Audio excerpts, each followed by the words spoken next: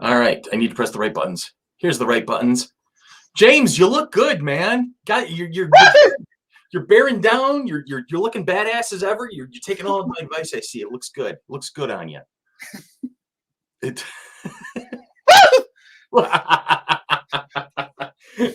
Hey, folks at home, all 6 of you at the moment that are watching at the moment. 6. It is Monday. It is 8 o'clock, and if it's Monday at 8 o'clock, it is the Mighty Monkeys Nerd World News, and I'm your host, Hammerker Schlemmer. With me, as always, is Madam Sharper Image, and on the other screen at this time is Diego Nordstrom. Nice to see everybody tonight. I hope you're having a good evening so far. It was definitely a hell of a weekend for me. And guess what? Not this week, but next week it is Thanksgiving time. Gobble, gobble, bitches. It's all out there. It's gonna be a thing. So next Monday, we're going to say what we're thankful for? Sure. For a couple minutes? Yeah. So expect to see us 1 week from today on Monday, on Monday, whatever the hell it is. What's today? Today's the 15th. So Monday the 22nd will be around. And tonight we're going to say hi to Batman John, and Miss Elizabeth is on board. There's Peter. There's Sierra. John Perengel's on board. Mr. Bourne's on board. And Miss Kells out in Syracuse. So anyway, like I was saying, Monday the 22nd we'll be here. However, Monday the 29th, probably not. So we're going to be doing a little holiday action on that one. Just keep that in mind. And we'll go from there. Let us go forth into the mighty tote bag of fun. Give me a second here while I hit the right button, and boom, shakalaka. Oh, look at that beautiful face right there. Rosario Dawson is our top story tonight. Yay! She will be making her return as Ahsoka Tano sooner than everybody expected. Great news, people.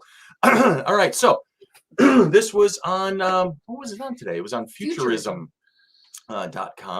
Ahsoka Tano, the lone wanderer, Jedi exile, and former commander of the Grand Army of the Republic. Her story from Clone Wars to Rebels to Mandalorian has been a long and winding road. As winding road, anyway, and it was a given. It was like definitely it was given. there. It was there. As she strives to protect the innocent of the galaxy and serve the will of the Force. While she may not describe herself as a Jedi due to her unjust exile by the Council and the fundamental flaws and corruption of the Order during the Clone War, she truly embodies what it means to be a servant of the light. Fans of the prequel era were thrilled to see Ahsoka survive the Great Jedi Purge, escape Order 66 with the help of Captain Rex, and begin serving the Rebel Alliance, fighting against the Empire and her former master before being presumed dead on Malachor. After the fall of the Empire, Ahsoka began operating as Ronin, an outcast warrior defending the meek and helpless from remnants of the Empire, while searching for Ezra Bridger, who was lost in the unknown regions during the liberation of Lothal. Going onward from there, this is where we find Ahsoka in The Mandalorian, her live-action debut and the first time she was played by the talented Rosario Dawson. Now, fans are anxiously awaiting the debut of Ahsoka, one of the many live-action Star Wars streaming services coming to Disney+. Since production of Ahsoka isn't supposed to begin until the first quarter of 2022, many believed that we wouldn't see Dawson in full Torque Gruta makeup again for quite some time. However, new information from a guest on the Fat Man Beyond podcast, a show hosted by Kevin Smith, may indicate that Ahsoka will be returning sooner rather than later.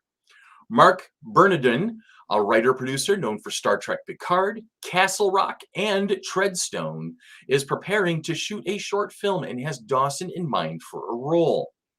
Bernardin said that on the podcast that Dawson's schedule would work to be in this short film, and she's scheduled to be in Manhattan Beach in December, making a expletive Star Wars show. I can only imagine which one was involved if Kevin Smith was podcasting. When it was recently reported that Ahsoka would begin production in early 2022, it wouldn't be surprising for the filming timetable to begin in December. And there are also several other possibilities for her working in Manhattan Beach at this time. We know that The Mandalorian Season 3 is currently in production, with numerous cast members teasing fans with back-to-work posts. So far, The Mandalorian has expanded the scope of the show in subsequent seasons. Season 1 was relatively self-contained, with the objectives, allies, and enemies all generally being new to the Star Wars universe. introduced through their association with the underworld and the bounty hunting protagonist, Din Djarin. With one small green exception. I'm all ears. Season 2 expanded the universe as Djarin became more of a player in intergalactic events. Din expanded his view on Mandalorians with the arrival of Bo-Katan, traveled to Tython, was saved by Luke Skywalker, and fought side by side with none other than the aforementioned Ahsoka Tano. As production in Mandalorian Season 3 gets underway with Din Djarin as the new wielder of the Darksaber, there is no telling where we go from here. Grogu is now safely in the arms of Master Skywalker, at least until he meets Ben Solo, I suppose, and Din's mission of returning the foundling to his people has been accomplished. Some fans believe that Din Djarin will have little choice but to assist Bo-Katan in retaking Mandalore, the state of which is still widely unknown, but it is clear that the reign of the Empire has not been kind to the Mandalorian people. Perhaps during the course of Season 3, the Mandalorian will be forced to call upon Ahsoka Tano, a powerful ally who has history with Din and Bo, and has already helped to liberate Mandalore in the past. So that's something to look forward to. We should be keeping an eye on that one, and we will let you know as we find things out, as always. So let's jump back over to the comment section. All right. I really wish her live action Liko were longer. It confuses me every time I see her. That's, you know what, Elizabeth, I understand that, but unfortunately, I think somebody described it best. It was just too cumbersome for her to actually be able to do all the acrobatic spinny stuff with these big things hanging off the top of her head. So, you know, I get it. You know, the diehards are like, they're too short. But then in reality, I don't think they ever would have been that long to begin with. That's just a thing I'm going to say out loud. That's easy for a somebody who's going to be standing relatively still or animated in a cartoon would be a lot easier to have that kind of thing. But she goes on to say, like, come on, Disney, you could have done the CGI or something. See, there's only so much CGI you can pack in, really, if you want to try and keep the budget down so that you can actually afford actresses like Rosario Dawson. Anyway, so all right, drinking on a Monday, I see. Sierra, this is the only news show that will be happy to be alcoholics. A glass of wine here or there is really nice. Seriously, a glass of red wine is good for your cholesterol anyway. The whole bottle might be just as good for your cholesterol. I don't know, but we've. I didn't drink the whole bottle tonight. All right, and we need her in the Obi-Wan show. Yeah, that'd be cool if she pops up in Obi-Wan. That'd be interesting. Let's see, Din. What is Star Wars Djarin? Yeah, that's a thing. And let's see. Just don't feed James Irish after midnight. All right, my friends, it is that time of the show where I go popping off into this direction here. I'm going to do my expert camera work to this lovely lady to my left. Look, I didn't even know that you were going to talk about the cute little Grogu. Tanya. Most of your sweatshirts have Grogu on him at any given moment in time. I would not worry about. Would you stop stepping on my Velcro? Good Lord, the command strips. You're making a big old mess of my office. I know. I don't appreciate that. All right. I'm sorry. So, wait, I got to click on this one, and I'm clicking on this one. And oh, look, it's comic chick time. All right, you ready? Okay. Did you even review any of this before I gave it? I did. You did? I did. So you're ready for number one? Yes, I am. I don't necessarily know if I can pronounce everything, but The Amazing Spider-Man number 78 is our first one for this week. A pivotal issue written by Jed MacKay with art by Eleonora Carlini that will feature the Daughters of the Dragon as Spider-Man's tough new trainers. But is even their skill level enough for the mission that Beyond Corporation is about to send them on? Don't know.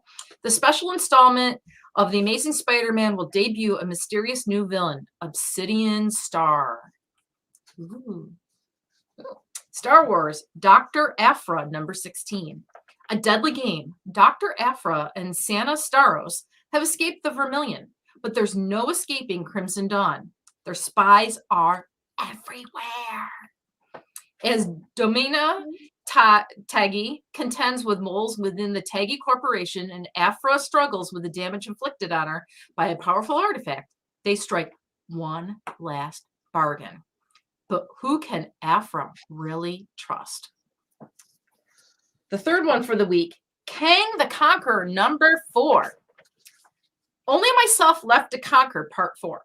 Unstoppable force meets immovable object as Nathaniel Richards' mission to change his timeline slams into a horrible Inevitability. Thank you. The tragic fate of I am Kang's inevitable. great love, Ravonna Renslayer. Can young Kang avert catastrophe and find his way to a better future? Or is he doomed? Is he doomed? Doom. To repeat the same cycle of tragedy and violence for all eternity. Ow. And last one, Doctor Who, Empire of the Wolf, #1. Celebrating the 25th anniversary of the debut of the 8th Doctor. Trapped in a parallel universe, Rose Tyler believed her adventures with the Doctor were over. Now, pulled by a mysterious energy into this reality, she must work with not one, not three, but two Doctors, the 8th and the 11th, to end the tyrannical rule of the warmongering Bad Wolf Empress. Dun, dun, dun. Dun, dun, dun. Are you doing comic chicks this week? We are comic chicking this week. You are comic chicking this week? And we gave away some comics 2 weeks ago. Mm-hmm. Matt Music. Matt. Music. Got 2 of them from us and picked them up at my house yesterday because he lives in the Henrietta area. Yeah. So we saved on shipping. Good stuff. So we're hoping to give that out. Another plug. Maker's Fair is this Saturday. Okay. Anne will be there with the Girl Scouts making slime. She'll be back in what we used to use as the cosplay changing area. So the back corner and of the first they floor. said today that the map is still changing and subject change, but that was her last spot. And myself, Chrissy, and Chris will be there representing FC3. And we are doing make your own greeting cards. So we're kind of giving back to the community by teaching them how to do greeting cards using my Cricut and my computer. Mm-hmm. So we are going to be there the hours that the show is open, or the Maker's Fair. So come on down. Yeah, it'll be a fun time. It's always a good time. Maker's Fair. They put on a good show. We're going to jump over to the comments real quick. Let's see what we got here. Really excited for the new Doctor Who comic this week. It's going to kill me with the 10-2 Rose stuff. That should be fun. Favorite of the series so far. Like, they already confirmed they have a daughter and her name is Mia, and I want to know if Rose liked the Princess Diaries. John goes on to say Empire of the Wolf is something I've been looking forward to. I just only recently heard of it myself. Peter was asking if we'd seen the last of the Flux episodes I've seen so far was the Sontaran one. So yes. And that was good. I liked that one, especially because it's basically a tie-in to the 3rd Doctor story. So I thought that was neat. Yeah, Tyler and I watched it yesterday. But anything new for... I didn't watch last night's. The last night's one, I haven't seen it yet. All right. And then Sierra goes on to say, anyone going to Holiday Zone at Grease Ridge Mall December 11th and 12th? No, I will not be. I know I'm not going to be there. I have other things going on that weekend. Yeah, so. It's a... I think it's a gaming weekend for us also. It's entirely possible. I'm not sure, but... So at this stage of the game, we're going to be looking into some other things while we go offline for a couple of moments to give James his due. James, my boy, the show now belongs to you. Well, I'm going to let you folks in on a little secret. When it comes to podcast production, every 20 minutes you hear represents about an hour of post-production. And when you overbook yourself socially, like I did last week, things tend to fall awry, which is why there was no Gaming Street Irregulars last week. So I'm going to work on finishing that episode up tonight and uploading it tonight. And then we are going to get back on track for the next Thursday release, which Chrissy and I will be discussing the new inductees into the Toy Hall of Fame this year. That's right, 3 new playthings were brought into the Strong Museum's Toy Hall of Fame, specifically Risk, pictured over to my right, the American Girls dolls, and Sand. Sorry, Anakin Skywalker, Sand must be noted as a notable plaything, no matter how much you dislike it. And each one of those has a tie to gaming, from the obvious, obviously Risk is a board game, to the less obvious, as far as I know, the American Girls toy line does not have a board game or video game or anything like that, but there is something there that does tie back to my beloved hobby. So tune in on Thursday to find out what that is. And Chris, that's all I got. And I'm going to see you guys next week. I got to go get a late dinner. All right, my friend, you go eat happy, and we'll talk to you soon. Thank you again for all your work. Good night, everybody. Good night, James. All right, my friends and family. I just got an NFL notification. The game start, Rams versus Niners. Okay, great. And the Rams are going to win, right? Probably. By a landslide. Is that Most likely. Is that possible in football? The landslides happen in football? Landslide, bring us down. All right, friends. Yeah, I know you never use it, but it's going to be right here anyway. Look, I even pointed in the right direction. There's my email, and there's our link tree. Go use that. If you have any ideas, anything you'd like us to look into, feel free to message me. Let me know what you're thinking. Also, the link tree is a way to find everything we are online. All of our podcasts, our websites, our social media. It's all out there. Also, if you think about it and you want to have your Nerd World News t-shirt for Christmas time, you can go out to Amazon. You can even log in through Amazon Smile and select the Mighty Monkey Corporation as your non-for-profit of choice to support. And go find the Nerd World News t-shirts. They are out there, just as out there as we are, and make sure that you are supporting us when you get an opportunity to do so. We love your support. We value it and we treasure it, and it's really, really been quite helpful over the past couple of years, bringing these little adventures together for us. And truly, if you would like a Simi t-shirt or an FC3 t-shirt, we can customize those. And we have the ability and the technology now to customize that stuff. Yes, we can make them. We've got currently gray and black t-shirts. And you can pick whatever color iron-on vinyl that you want, and we'll get it, and we will have Jessica weed it out and iron it on because she's my minion. I saw McKenna the other day. I'm like, Minion. She's like, hi. I know. All of our minions were at gaming on Thursday. Yes, they were. We had all of them there. Yep, all of the minions, all the little yellow including shirts. the one that we were going to try to grab for next year, too. Mia. Oh, yeah, Mia. Okay. All right, so back into the fun. And I'm going to jump over here, and I'm going to click on this, and I'm going to click on that, and there's that wonderful woman right there. Linda Carter officially joins Wonder Woman 3 cast, right? Because that needed to happen.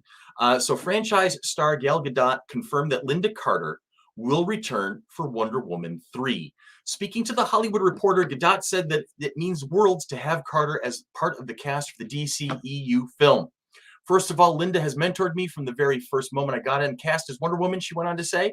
She was always there talking to me, giving me tips and everything. She's a true champion of what Patty and I have been doing, and it is so great. We managed to find the right opportunity to bring her to the last movie and now to the third one. Carter appeared briefly in an end credit scene in Wonder Woman 1984.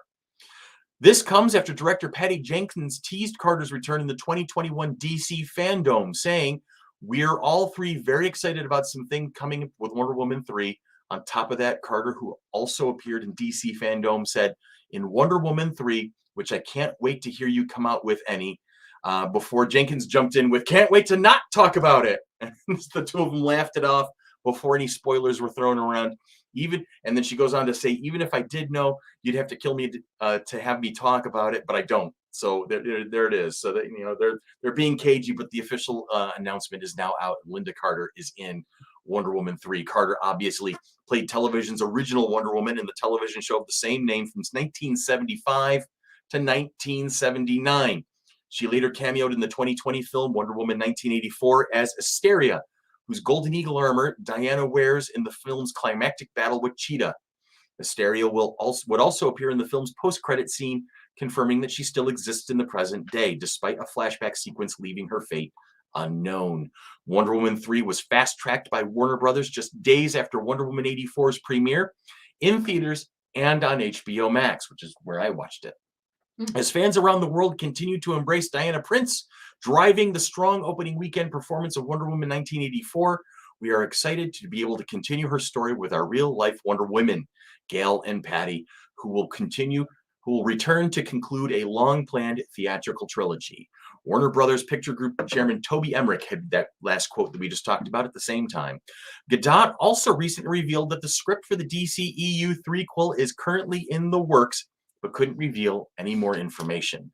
Like the first film in the trilogy, Wonder Woman 3 will premiere exclusively in theaters at the behest of Jenkins, who previously stated that the straight-to-streaming productions look like fake movies, explaining that she doesn't think that they can create legendary greatness. Now, when will that movie be coming out? We don't have an exact date, but as always, my friends, as we learn things, we will share them with you. Before you hop over to that one, she is still a very beautiful woman. Oh, absolutely. The man, Type the woman has aged gracefully. Yes. And I want to have whatever her secret is. And more to the point, every interview, every time she shows up in an interview It's like or at Poison a charity Grace. event, she is just one of the most gracious human beings I think I've ever seen. So I mean, she just really has been. I loved her in Sky High. She was wonderful in Sky High, and I love it. She has that closing comment. She plays the principal, What do you right? think I'm Wonder Woman? Yeah, exactly. When she throws the Wonder Woman reference in, I thought that was awesome. And second, Mhm. if anyone has not seen it yet, watch Red Notice. Red Notice? With Gal. I haven't seen it yet, but with Ryan Reynolds, The Rock, and Gal Gadot, How can you go wrong? absolutely. And it's just a fun movie.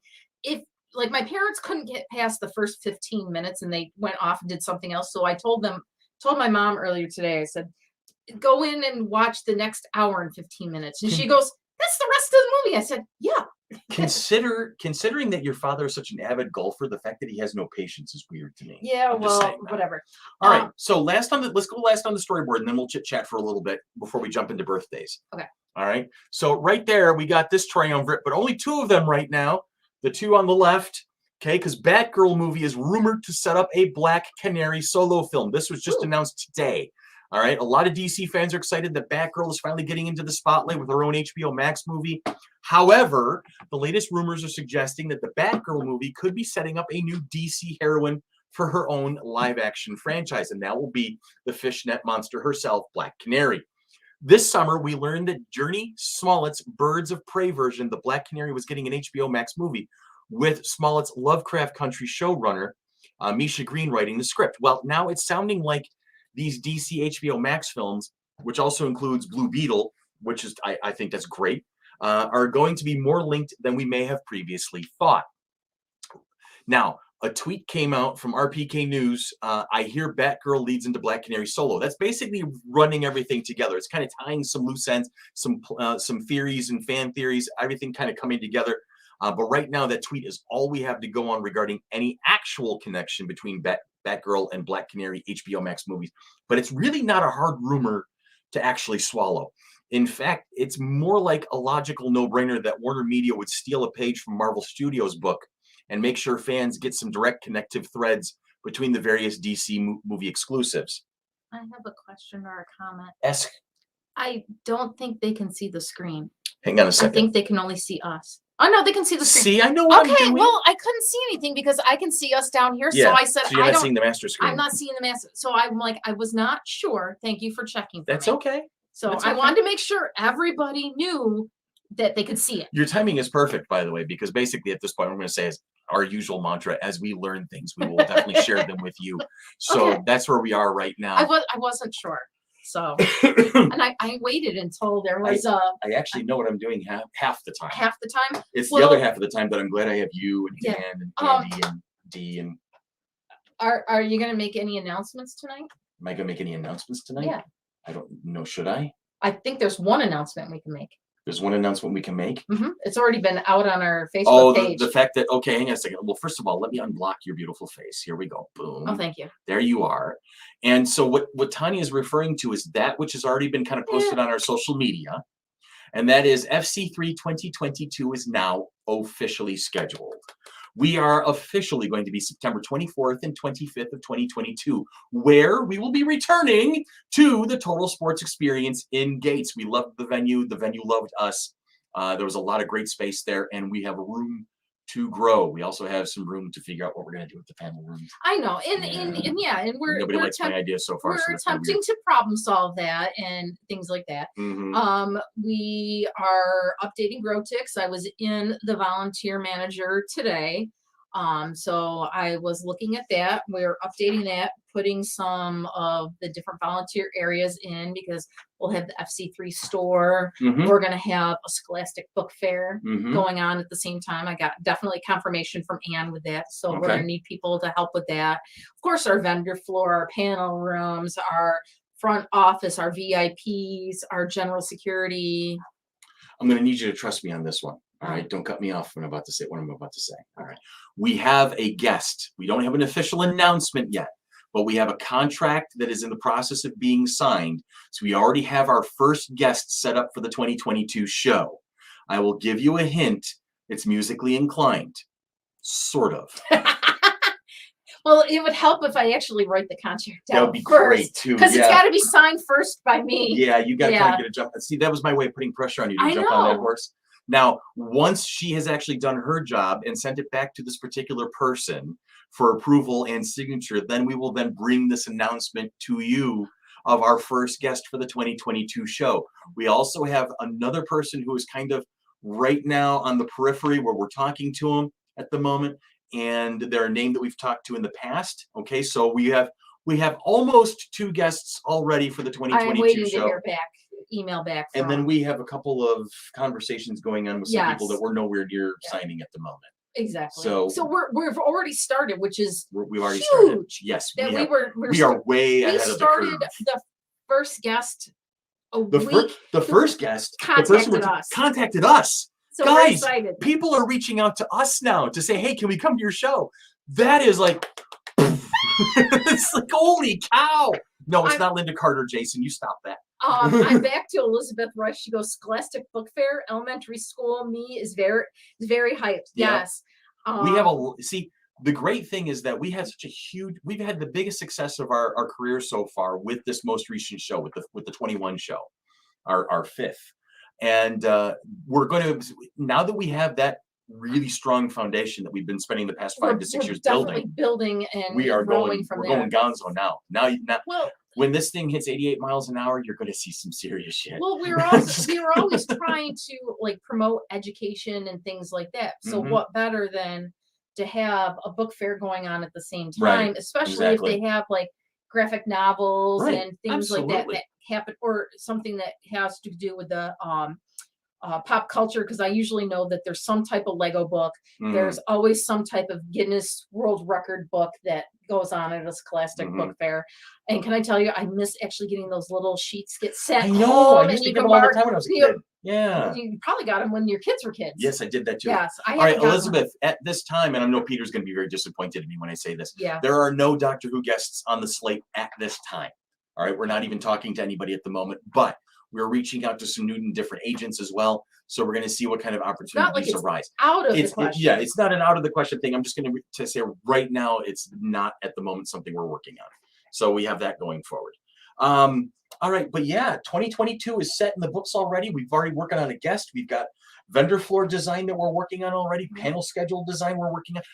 We had a board meeting. We're talking about how we're going to do the cosplay contest a little differently. We're going to do 2, one each day, Saturday and Sunday. As a matter of fact, for those of you who are familiar with the Sterling Renaissance Festival, you know that every day ends with the pub sing.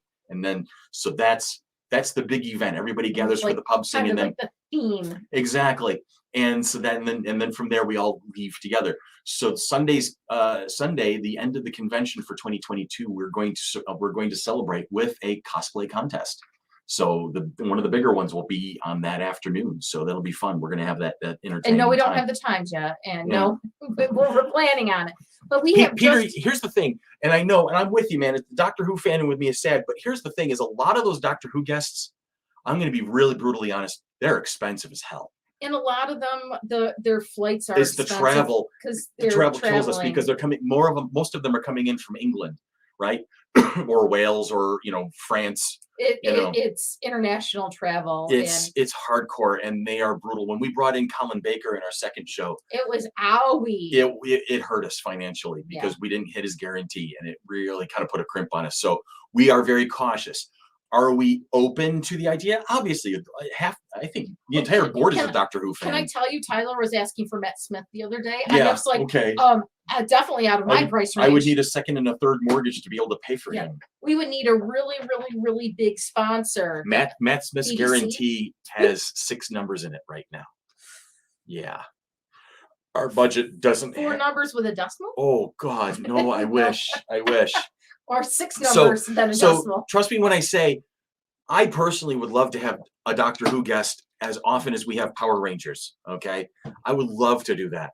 We're getting to the point now where we're making relationships, and we've had success in terms of profits and whatnot, where we are able to start considering stuff like that. But guaranteeing it is just a little too on the difficult side just yet.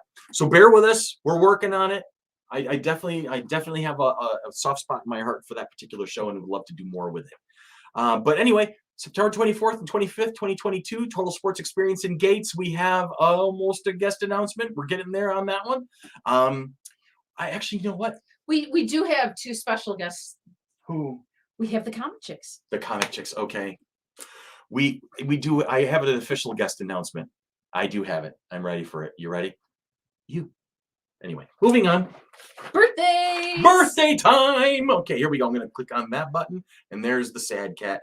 Guess what, kids? Monday, November 15th, today, we say happy birthday to Shailene Woodley, Johnny Lee Miller, Beverly D'Angelo, and fashion designer Jimmy Choo.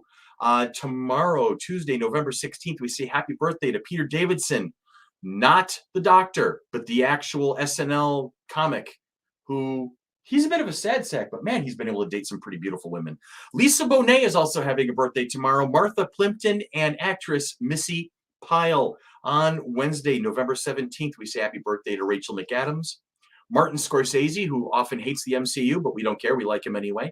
Tom Ellis is going to be having another trip around the sun on Wednesday. And actress Sophie Marceau. On Thursday, November 18th, comic creator and Rasputin cosplayer Alan Moore, comedian Damon Wayans Jr., David Ortiz, Big Papi, soft spot in my heart for that fella, and I wonder why. And Metallica guitarist Kirk Hammett are having birthdays on Thursday.